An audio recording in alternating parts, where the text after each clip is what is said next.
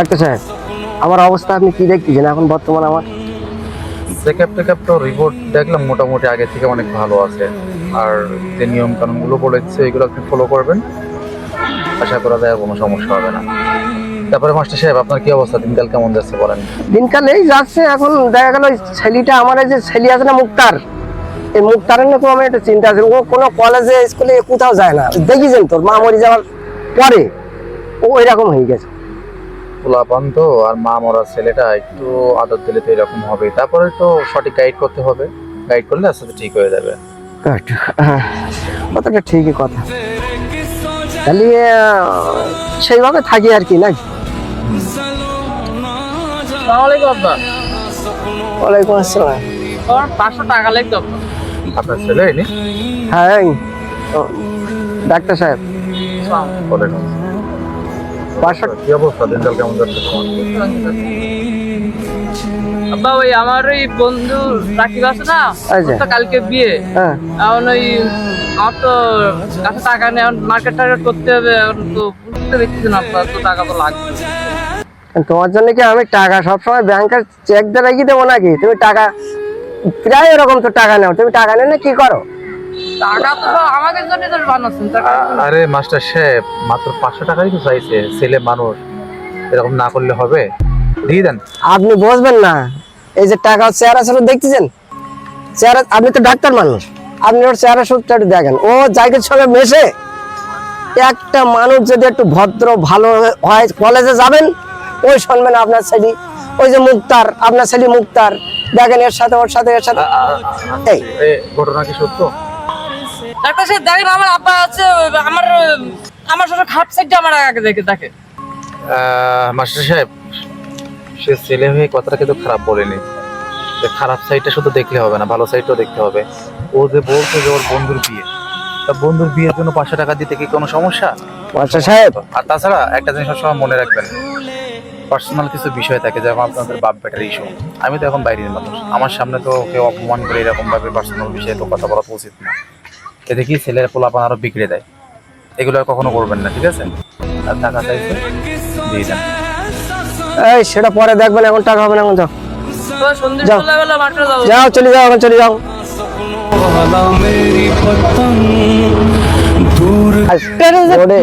কি বলতে ইচ্ছা করে, দেখতে পারেন?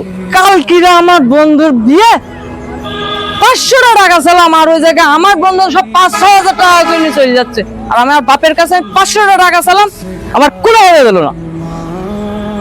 আর এই বাপটার জন্য আমার মারা পর্যন্ত বিনা চিকিৎসা মারা গেল।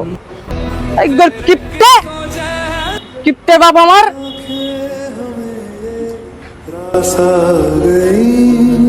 अब हम यहाँ से जाएं कहाँ?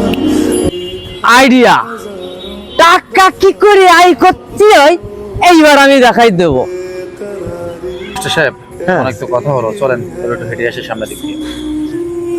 আমি তো হাঁটতে চাই, শুধু তো আপনার জন্য আমি হাঁটতে পারিনি। আপনি তো শুধু মানা করেন না, হাঁটা যাবে না, করা যাবে না।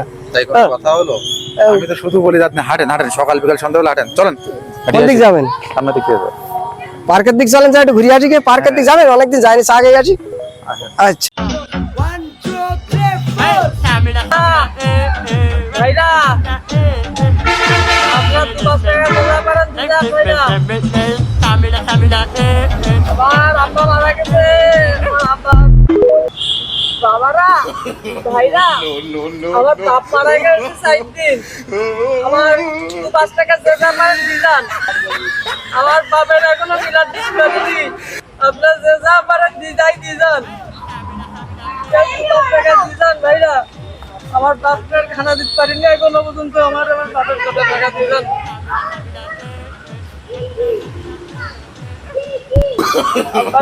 ভাইরা আমার 5 টাকা দিদান, আমার বাপ মারা গেছে।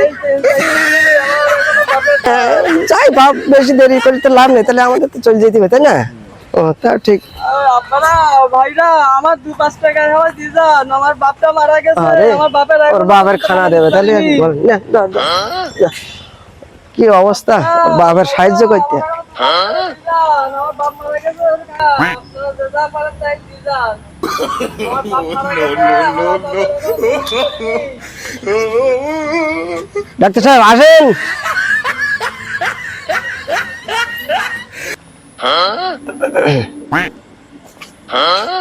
কে ছিল জানেন? কে? আপনারই ছেলে।